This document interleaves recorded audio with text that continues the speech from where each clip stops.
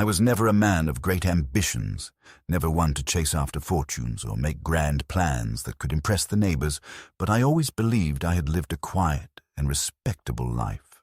For nearly 50 years, I shared that life with my wife, Margaret, and in those decades I found all the fulfillment I ever needed.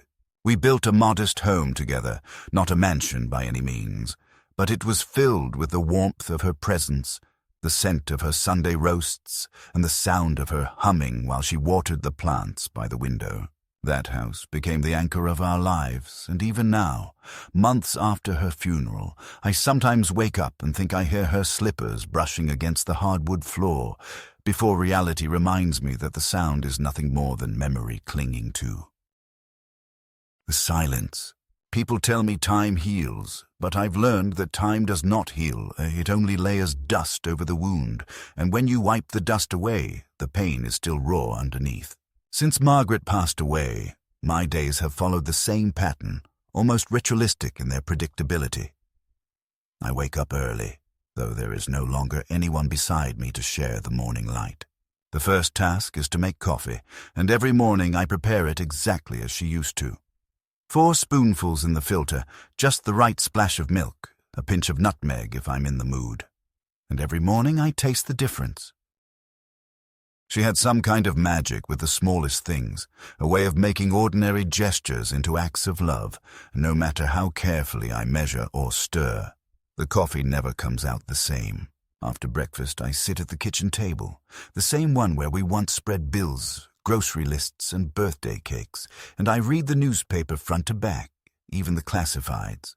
It is not that I am particularly interested in local job postings or garage sales.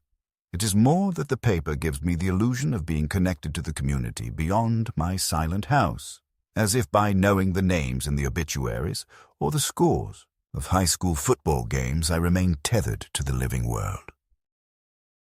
My name is Harold Jennings, 75 years old, retired from a long career as a postal clerk, and if you ask the people who once worked beside me, they would likely describe me as steady, reliable, and perhaps a little stubborn. Margaret used to call me the rock she could always lean on, though in truth it was she who carried me more times than I can count. I was not an adventurous man, not the kind to whisk her away to Paris or bring home expensive gifts, but she never asked for those things. She asked only for loyalty, companionship, and the promise that I would protect the home we made together. I kept that promise as best I could, and perhaps it is that very promise that guides me now as I sit in an empty house that suddenly feels too large for a man of my age, surrounded by photographs that seem to accuse me of surviving her. Our daughter, Evelyn, visits from time to time, though not with the kind of warmth one might expect. She comes dressed in tailored blouses and carrying that impatient air of someone whose mind is already half an hour ahead. She works in finance or insurance, something to do with numbers and clients, and she speaks in a clipped tone that reminds me of the television anchors. Her husband, Dennis, is more straightforward, a man who looks at me as though I'm a withering tree taking up space in his future garden. They both smile when they come by, but the smiles do not reach their eyes, and when they sit in Margaret's old armchairs, they look around the room not with nostalgia, but with calculation, as though they are assessing dimensions and picturing what furniture might suit them better. I should not be surprised by this, and yet I am. Evelyn was once a girl who clung to her mother's apron strings, who brought me drawings of stick figures and crooked houses and insisted that I tape them to the refrigerator. I remember her teenage years. Yes, when she became moody and sharp-tongued, when Margaret would sit me down and remind me not to take her words too seriously because every daughter rebels before she comes back home. But I always believed that beneath it she had a tender heart. Perhaps she still does, buried under layers of ambition and the influence of her husband. But the tenderness is something I no longer see. When she looks at me now, it is not with affection, but with impatience, as though she is waiting for me to acknowledge that I am too old to be her, too old to manage this place, too old to hold on to what she has already decided belongs to her. The irony, And perhaps the quiet triumph that sustains me in my lonelier moments is that this house, the one she covets with such eagerness, was never in my name at all. Margaret, wise and cautious, had years ago arranged that the deed would remain in her name alone, a decision we never spoke much about because it seemed unnecessary at the time. She trusted me, of course, and I her, but I suspect she foresaw something I did not. She once said, half in jest, that people reveal their true colors when an inheritance is at stake, and she wanted to make sure that if anything happened, our home would be safeguarded by the terms she left behind. At the time, I brushed off her comment, teased her for being too suspicious, but in hindsight, I think she understood our daughter better than I did. When Margaret's funeral ended and the mourners drifted away, I was left standing in the living room with Evelyn, who wore black not as a gesture of grief, but as a display of composure. She walked around slowly, her hand gliding over the mantelpiece as though she were already claiming the dusting rights. I remember her first words to me that evening, spoken with that sharp efficiency she always uses when she discusses numbers. "Dad, you can't possibly manage this house on your own. It's far too big for one person, and besides, think of the property taxes. It would be better to sell it and move somewhere practical. Maybe even a senior community where you'd have company." It had been less than 24 hours since I had lowered my wife into the ground, and already my daughter was speaking of practicality and downsizing as though my grief were just another line item on a financial spreadsheet. I didn't argue with her then.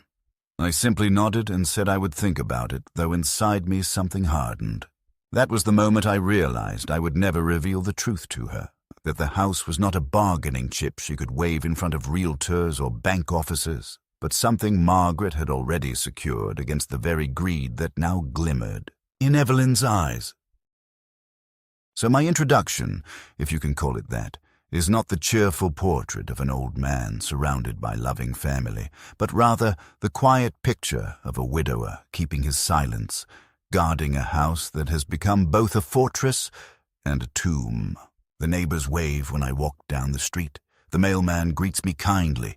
The lady at the grocery store calls me hon and asks after my health. But inside these walls, the reality is sharper, more solitary. Every creak of the staircase reminds me of Margaret's steps. Every closed door echoes with the laughter we used to share, and every visit from my daughter feels less like a reunion and more like an inspection. I do not know what the future will bring, but I know this. Margaret left me more than just memories. She left me the means to hold my dignity against those who would strip it away. And for now, that silence, my refusal to confirm or deny the details of this house's ownership, is my greatest defense. The funeral itself was a blur, the kind of day where every moment slides into the next, and you feel as though you are walking through water rather than air, moving slowly while the world around you spins on. Margaret lay in the coffin with the serene dignity she carried in life, dressed in the blue suit she had chosen years earlier for such an occasion, because she always planned ahead with a calm practicality I never mastered. The church was filled with neighbors, old friends, and a few cousins who lived far enough away that their presence surprised me, but my eyes kept drifting toward the front pew where my daughter sat with her husband beside her, hands clasped as if they were the grieving ones. She dabbed her eyes occasionally with a tissue, but there was a stiffness in the gesture, the kind of action one performs because it is expected, not because it flows naturally from the heart. Dennis, on the other hand, hardly tried to mask his detachment. He shifted in his seat, checked his watch twice, and whispered something into Evelyn's ear that made her frown, as though, even at her mother's farewell, his thoughts were elsewhere. When the service ended and the pallbearers carried Margaret out to the waiting hearse, I followed, numb and unsteady, though my sense of duty held me upright. I remember Evelyn's arm brushing mine as we walked, but there was no warmth in the touch, only a subtle pressure to keep moving forward. At the graveside, as the priest recited the final prayers and the casket was lowered, I gripped the edge of the chair placed for me and thought that the earth itself seemed to close over not just Margaret's body, but the last part of myself that had belonged wholly to another. When the final clump of soil thudded onto the coffin, I closed my eyes, and for a moment I wanted nothing more than to climb in with her, to avoid the empty years ahead. But the murmur of condolences pulled me back, the lines of hands I had to shake, the sympathetic words that felt rehearsed, though I knew they were sincere, and finally the car ride home where silence sat between Evelyn and me like a stranger. It was that evening, when the mourners had left and the kitchen still smelled faintly of the casseroles and pies neighbors had brought, that Evelyn decided to reveal what was truly on her mind. I was sitting at the dining table, staring at Margaret's empty chair, when Evelyn walked in, her black dress still immaculate, her hair pinned as though she were about to deliver a business presentation rather than comfort her father. She placed her hand flat on the polished wood, leaned slightly forward, and said in that brisk tone of hers, "Dad, you can't stay here alone. This house is far too much for one person, and it's not safe for you. Think of the stairs, the maintenance, the taxes. You should think seriously about selling and moving somewhere more practical." The words hit me harder than any condolence had, not because they were unexpected, but because of their timing. Margaret had been buried only hours earlier. The flowers from her grave were still fresh in the soil, and already my daughter was speaking of practicality, efficiency, and sale value. She didn't look at me when she spoke.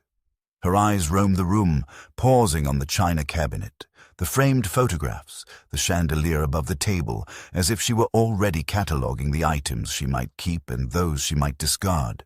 Dennis appeared in the doorway then, holding a glass of wine he had helped himself to from my cabinet without asking, and he nodded as though endorsing his wife's words.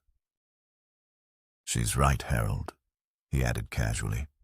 "This place is a lot for you to handle. Better to think ahead before it becomes a problem."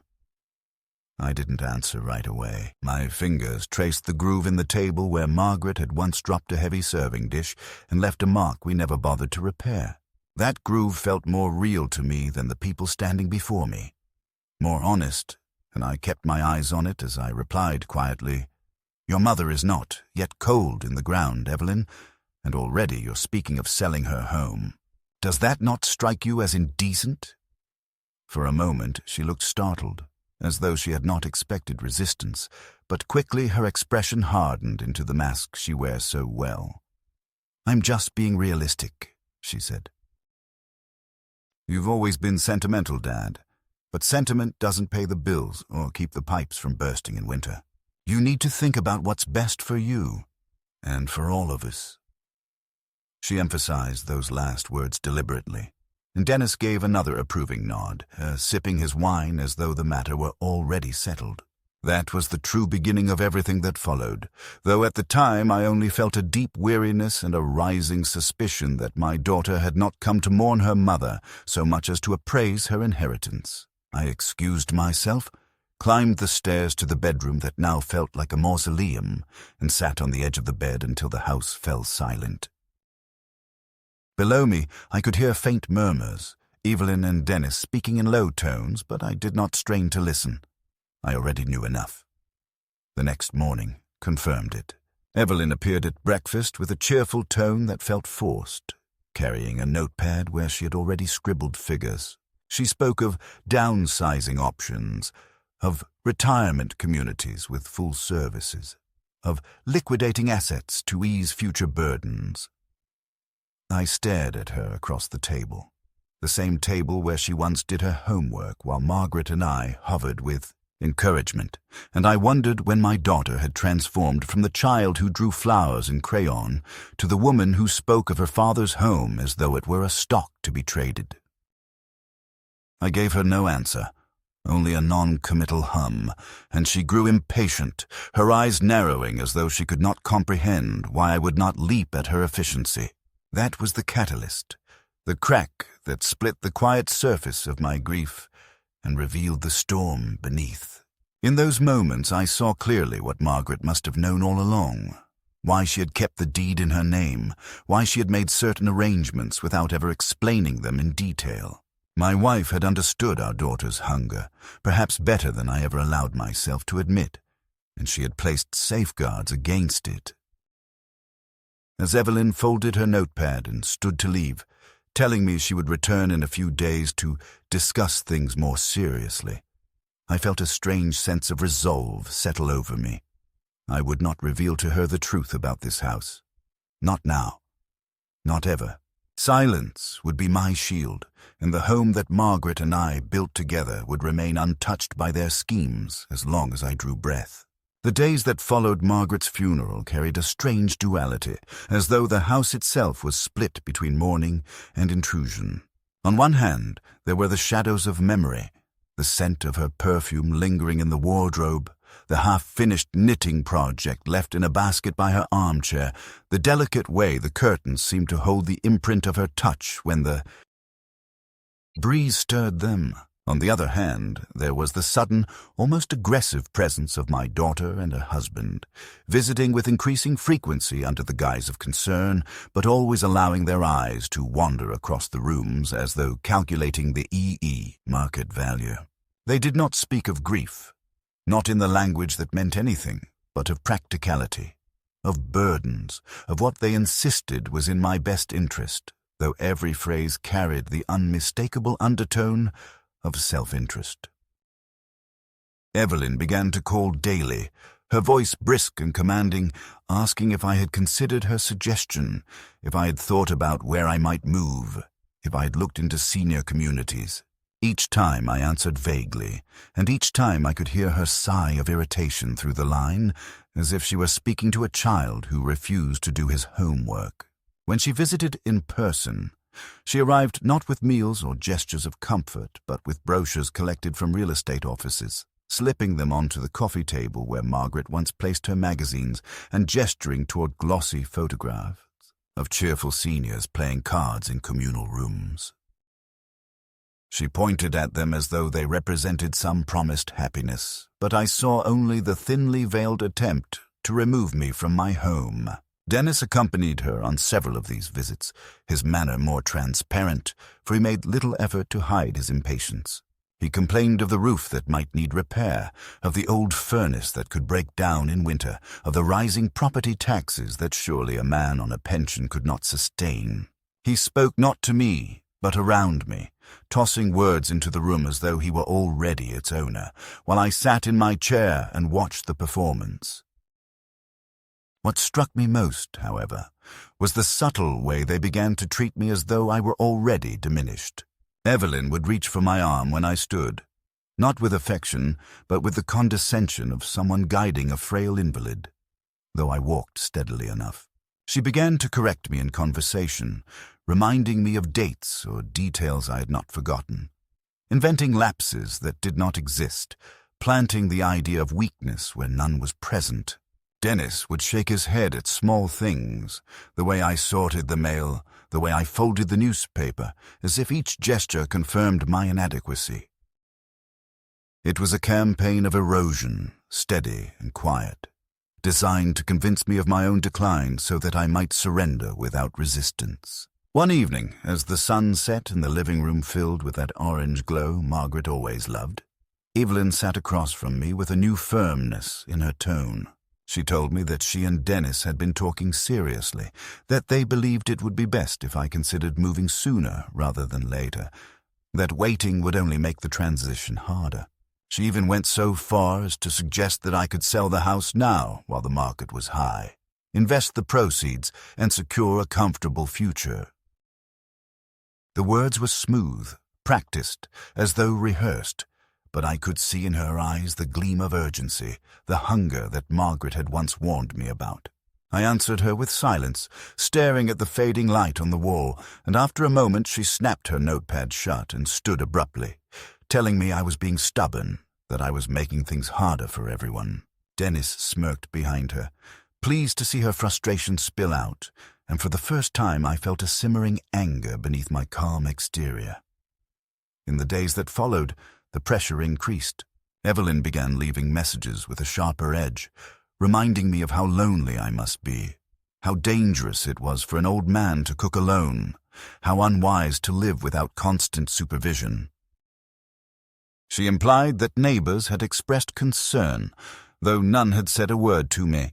Dennis took to dropping hints about how generous it would be to free up the house for a young family, how noble it would be for me to sacrifice my comfort for the benefit of others, though I knew he had no young family in mind except his own. The house, once a refuge, began to feel like a stage upon which they performed their manipulations, and I grew weary of playing the passive audience. Yet even in my silence, I found strength, because I knew something they did not. I knew that Margaret, with her foresight, had left the house entirely in her name, and that by law it had passed directly to me, untouchable by their ambitions. They operated under the assumption that I was vulnerable, that I might be persuaded or bullied into signing documents I did not understand, but I understood more than they guessed. One afternoon, Dennis brought a man with him, a so-called family lawyer, who spoke in honeyed tones about simplifying matters, about creating a trust, about delegating responsibilities so that no unfortunate mistakes would happen. He slid papers across the table, and Dennis placed a pen beside them, smiling thinly as though the outcome were inevitable. I looked at the pages without touching them, listened to the rehearsed reassurances, and then I leaned back in my chair and folded my hands. "I will consider it," I said evenly, and in that moment I saw disappointment flash in Dennis's eyes. He had expected a signature, immediate and thoughtless, but I gave him nothing.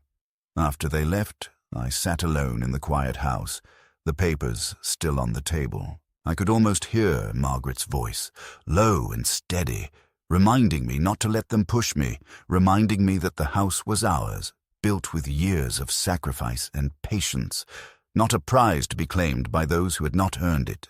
I gathered the papers, placed them in a drawer, and resolved that they would never see my signature. It was then that I understood fully that the conflict had only begun, that the first moves had been played, and that my silence would be the weapon they could not anticipate. So the escalation had begun, not with shouting matches or overt hostility, but with the slow, grinding attempt to undermine my confidence, to portray me as incapable, to corner me into surrender. Each phone call, each visit, each suggestion dripped with that same intention, and I bore it with the patience of a man who has weathered storms before. But beneath the calm exterior, the anger was growing, and with it, a determination I had not felt in years. They thought me weak, but they would learn that silence is not weakness, and that an old man guarding the memory of his wife can be stronger than any of their schemes. It was several weeks after Margaret's funeral when the situation reached a point where pretense could no longer mask intention. The kind of moment that strips away civility and leaves only the raw machinery of desire exposed. Evelyn called one afternoon with unusual cheer, telling me she and Dennis were bringing dinner, that they wanted to spend the evening together as a family, which in itself was suspicious since neither of them had ever been known for spontaneous gestures of warmth. I set the table with Margaret's china, more out of habit than hope, and when they arrived carrying take-out cartons instead of home-cooked dishes, I understood that the dinner was merely a prelude to something else. They talked idly for a while, Dennis commenting on the weather and Evelyn asking perfunctory questions about my health. But there was an undercurrent to their voices, a rehearsed coordination like two actors waiting for the cue to begin the real scene. It came after the plates were cleared, when Evelyn placed a folder on the table and slid it toward me with a smile too polished to be genuine. "Dad," she said gently, "Dennis and I have been thinking a lot about your future, and we just want to make sure you're protected. These papers will help with that. It's all very simple, just a matter of giving us the ability to handle things for you if anything happens. You won't have to worry about bills or property issues or mistakes with the bank. It's just a precaution." Dennis, sitting beside her, nodded with that bland assurance that made my stomach tighten. "It's standard," he added. "A power of attorney, a trust, nothing complicated. Most people your age do it. It avoids confusion later." I opened the folder slowly. letting my eyes drift across the neat rows of legal language, the kind designed to look harmless to the untrained eye, but carrying the weight of surrender hidden in its clauses.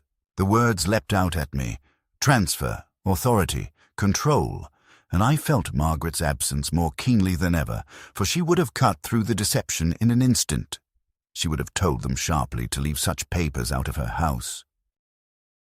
Instead, it was me, alone with the weight of their expectations pressing down, staring at the pen placed neatly beside the folder as though it were a weapon aimed at my dignity. I looked up and saw Evelyn's face, patient but expectant, her eyes gleaming with a confidence that unsettled me. She truly believed I would sign, that grief and age had weakened me to the point where I would surrender without thought. Dennis leaned back in his chair, arms folded, the posture of a man who already considers victory his. In that instant, I felt something shift inside me, not the weariness of an old man, but the hard clarity of one who realizes the battlefield has been chosen for him. I closed the folder gently, placed the pen on top, and said in a voice calm but firm, "I will read these in my own time. For now, we're done." Evelyn blinked, her smile faltering, and Dennis leaned forward slightly, his confidence cracked by the refusal.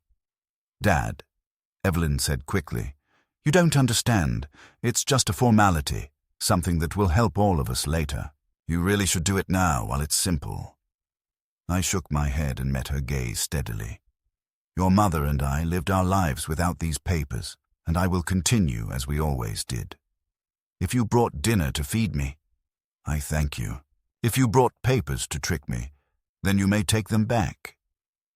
My voice surprised even me, for it carried an authority I had not felt in years, and for a moment the room was silent except for the ticking of the old wall clock.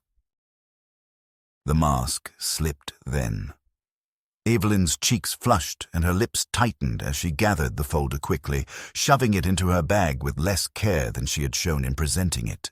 Dennis muttered something under his breath, and the polite pretense of family dinner evaporated. They left soon after, muttering about my stubbornness, about how I was making things harder for everyone, and as the door closed behind them, I felt the house expand again, breathing with relief as though it too had resisted intrusion. That night I sat in Margaret's chair, staring at the empty table where the papers had lain, and I understood that the game had changed. They had shown their hand openly now, no longer content with suggestion or manipulation, but moving to outright claim. They would not stop here. There would be other attempts, more insistent, more cunning, and I would need to be ready. Yet even as the weight of loneliness pressed on me, I felt a strange fire inside, the stubborn resolve of a man underestimated by his own blood. They believed I was feeble, malleable, too broken by loss to resist. They did not know that grief, though it had hollowed me, had also sharpened me. Margaret was gone, but the promise we shared, that the home we built would be ours until the end, still bound me like iron. And as I turned off the lights and climbed the stairs to bed, I swore silently that they would not take from me what little remained of her. In the weeks that followed their failed attempt to have me sign those papers, Evelyn and Dennis shifted their tactics, no longer disguising their intentions beneath the thin veil of courtesy, but tightening their pressure in subtle, insidious ways that wore at me like water dripping endlessly on stone. Their visits became more frequent, almost scheduled, as though they had marked my calendar with obligations I had not agreed to.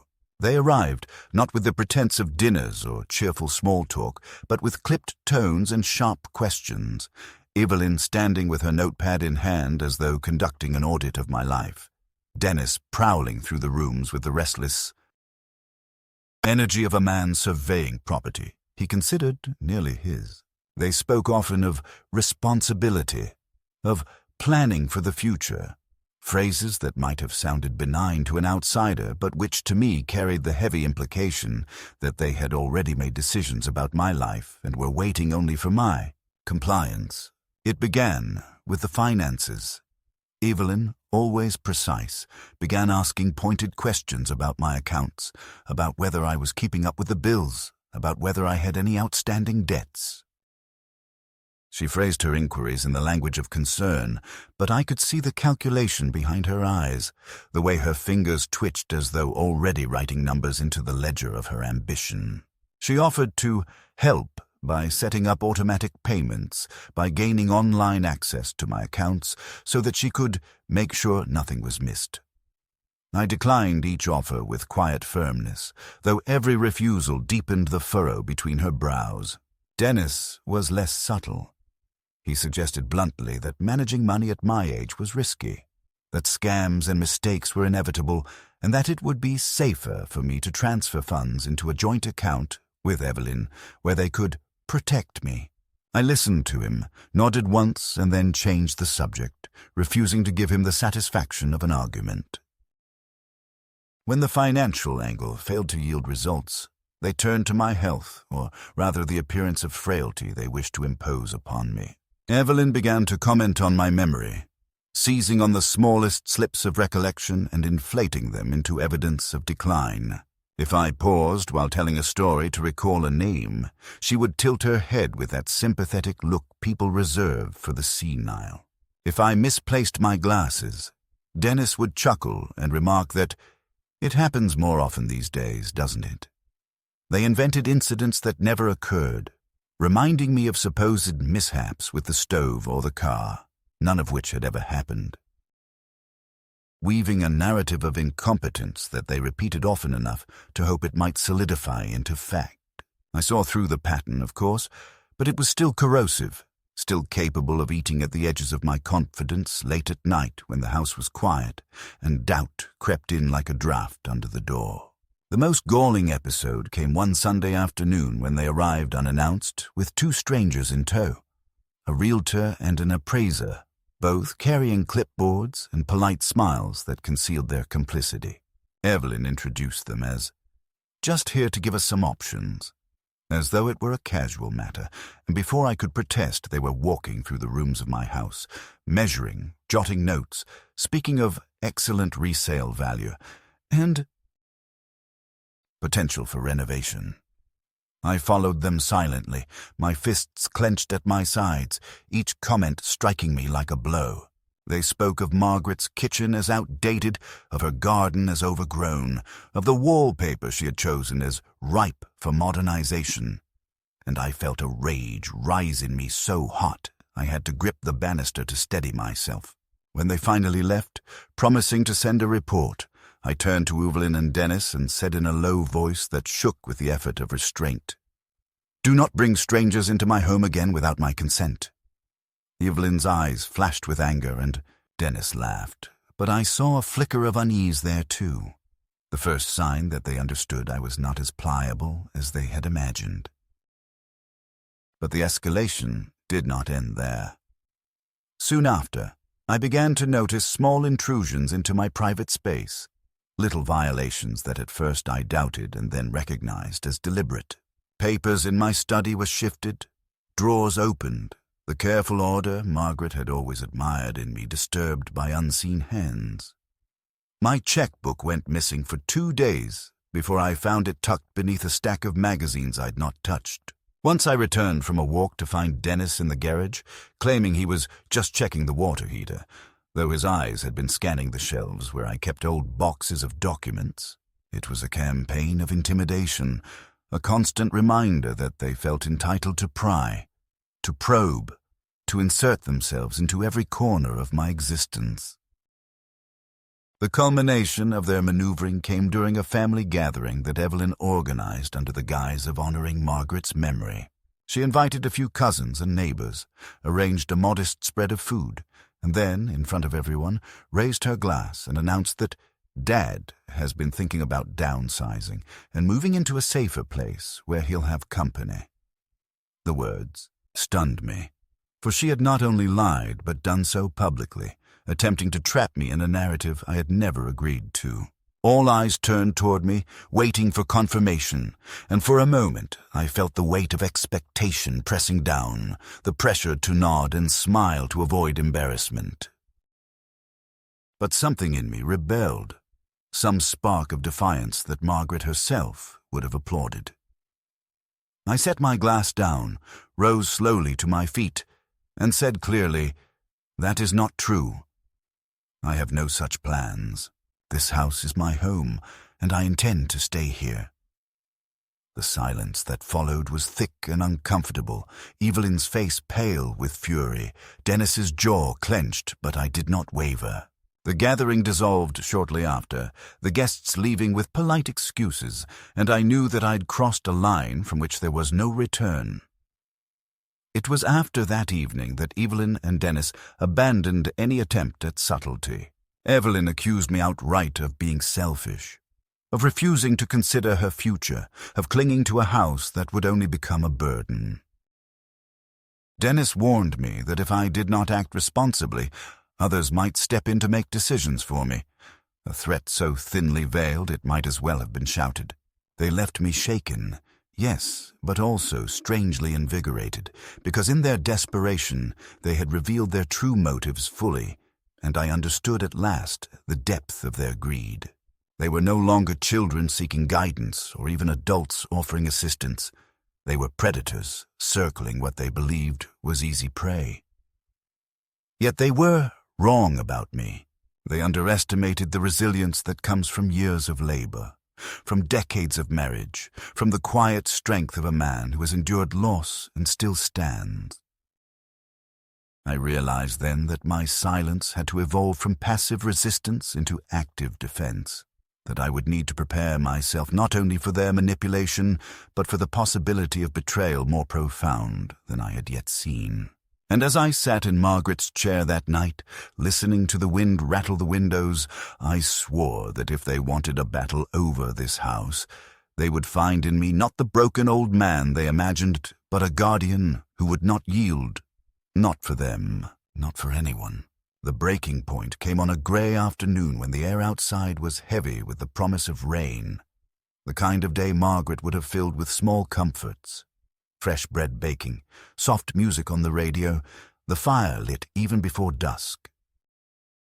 Instead, I sat alone at the kitchen table, the steady tick of the wall clock louder than usual, when I heard the crunch of tires on gravel and saw Evelyn and Dennis stepping out of their car with an air of determination that chilled me.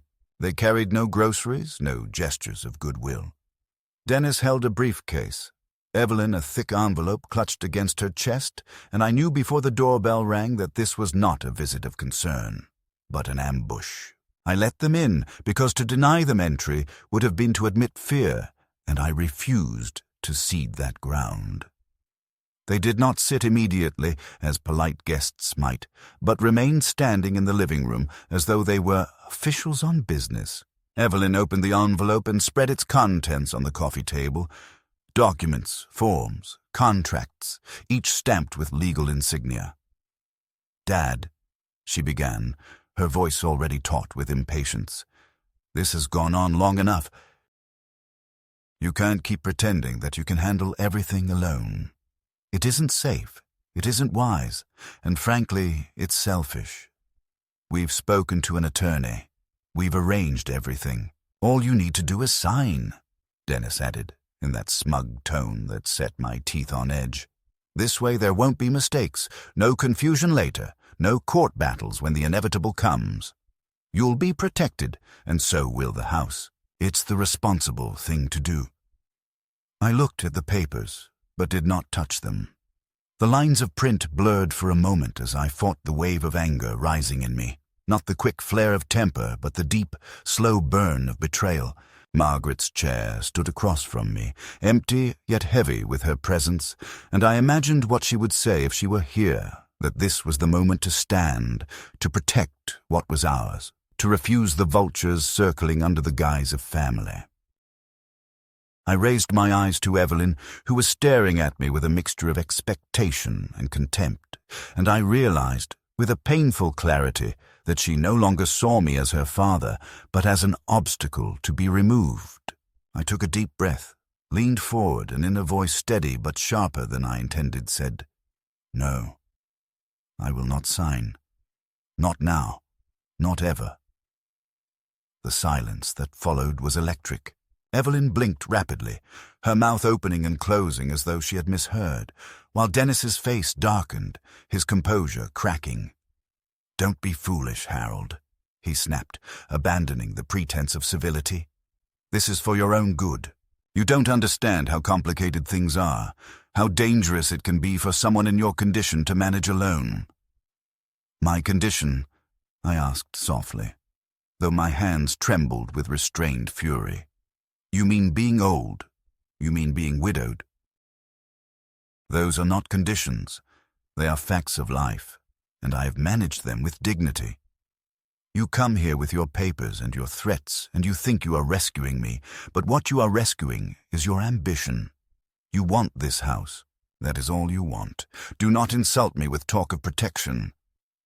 Evelyn flushed scarlet, her composure unraveling, and she cried out, "We're trying to help you. Why can't you see that? You are stubborn and blind, and you are ruining everything for us." Her voice broke on the last word, and I knew the truth had slipped free despite her intentions. I stood then, slowly but deliberately, and the movement seemed to unnerve them, as though they had expected me to remain seated, compliant, diminished. "You speak of helping," I said, my voice low but ringing in the quiet room. "Yet not once since your mother died have you spoken of her. Not once have you asked how I bear the nights alone. Not once have you offered comfort that did not come with conditions. You come only to ask, to demand, to strip me of what is left, and you think me too weak to resist. But I will resist. This house is not yours, and neither is my dignity. You have mistaken silence for surrender, but silence was only patience. That patience ends today." Dennis moved toward me then, as if to intimidate, but I did not flinch. I met his gaze until he faltered, until he shifted his weight and looked away. Evelyn gathered the papers with shaking hands, shoving them back into the envelope, her breath ragged.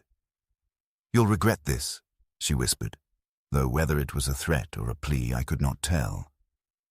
I answered simply, "Perhaps, but I will regret it more if I allow you to turn your mother's house into your prize." They left in a storm of slammed doors and muttered curses, the engine of their car roaring down the street, and I stood in the sudden quiet, my chest heaving, my heart pounding with both fear and triumph. It was not a triumphant victory in the usual sense. I was not young, not strong, and I knew their schemes would not end here. But something had shifted irrevocably. The climax had come not in the form of legal battles or dramatic revelations, but in the refusal of a father to bow to the betrayal of his child. In that moment, I felt Margaret beside me, her hand on my shoulder, her voice whispering approval. The storm outside finally broke, rain lashing against the windows, and I welcomed it, for it seemed to wash away the lingering stench of their greed, leaving the house once more mine, battered but unbroken. The days after their storming departure were strangely quiet, as if the house itself exhaled in relief once their footsteps no longer echoed across its floors. I moved from room to room with a new awareness, seeing the familiar objects not only as relics of my life with Margaret, but as witnesses to the battle just fought. Each piece of furniture, each photograph, each crack in the plaster standing on my side, holding the memory of a marriage and a home, too precious to surrender. For the first time since her passing, I felt that my silence had meaning beyond grief. It had become a shield, a deliberate act of defiance, a way of honoring Margaret's foresight and protecting the last sanctuary we had built together. And though loneliness pressed heavily upon me in the evenings, I felt a core of strength within that had not been there before, as though in standing against Evelyn and Dennis, I had reclaimed something I feared I had lost forever, the right to decide the course of my own life. Evelyn did not return immediately, and when she finally did, her voice on the telephone was cool and businesslike, stripped of even the pretense of affection. She spoke of being busy with work, of not having time for unnecessary drama, But beneath her words I heard the simmering fury of someone denied what she believed was already hers. Dennis did not call at all. For weeks the silence between us stretched, broken only by my own steady routines. The morning coffee, the walks around the neighborhood, the tending of Margaret's roses in the back garden. The neighbors greeted me warmly, unaware of the storm that had passed within these walls, and I found solace in their casual kindness, gestures given freely with no expectation of return. It was then that I realized how much I had mistaken family for loyalty, when in truth it is often strangers who carry the purest forms of decency. I knew, however, that I could not rely on silence alone forever. Margaret had left the house in her name, and by law it was mine now, but I did not trust Evelyn and Dennis to abandon their pursuit. They had shown me their ambition too clearly to expect anything less than renewed attempts, perhaps even uglier ones. And so, one morning, I walked into town and entered the office of a lawyer I had known casually for years. A man who had once been a boy delivering newspapers on my route when I still worked at the post office. He greeted me with genuine warmth, listened patiently as I laid out the situation, and by the end of the meeting, the necessary documents were drafted. A will that placed the house not in Evelyn's hands, not in Dennis's schemes, but in the care of a local foundation Margaret had admired, one that supported the town library and children's programs. It was a decision that might surprise some, but to me, it felt inevitable, a way of ensuring that the home we built together would remain tied to the values we cherished, rather than consumed by the greed of those who had forgotten what family should mean. When Evelyn eventually discovered my decision, the confrontation was bitter and unrestrained. She came to the house with her voice sharp and her eyes blazing, demanding explanations, accusing me of betrayal, of preferring strangers over my own blood. I listened in silence until her fury ebbed, and then I said quietly, "Blood is not enough, Evelyn. Loyalty is earned, love is given, and respect must be shown. You have shown me none of these. You wanted a house, not a father, and now you will have neither." Her face contorted with rage, but beneath it I glimpsed something else, shock, perhaps even fear, that the ground she had counted on was slipping away. Dennis stood behind her, silent for once, his eyes narrow but uncertain, and when they finally left, slamming the door behind them, I knew the distance between us had become permanent. I will not pretend it did not wound me. No father wishes to see his child turn into a stranger. No man delights in the collapse of his family. But there are wounds worse than estrangement, and one of them is to be stripped of dignity while still breathing, to be buried in spirit before the body has given way. I chose instead the harder path, to protect my home and the memory of the woman who gave me half a century of devotion.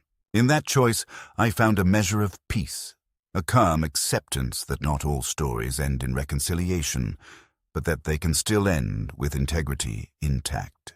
Now, as I sit in the quiet of the evenings, the lamplight falling gently across Margaret's chair, I feel her presence not as a ghost, but as a steady warmth, a reminder that love endures in ways that greed cannot touch. The house remains mine, not as a possession to be flaunted, but as a testament to a life shared, and I know that when I am gone it will serve others, carrying forward a legacy of knowledge and kindness rather than the bitterness of inheritance. Disputes. That knowledge allows me to sleep at night, even when loneliness presses against me, even when I wonder what Evelyn tells her colleagues or friends about the father she could not bend to her will. For me, the story is simple. I kept silent when silence was needed. I stood firm when firmness was demanded, and I protected the one thing left to me that still bore Margaret's touch. And if that makes me stubborn in their eyes, so be it. Better stubborn and free than compliant and erased.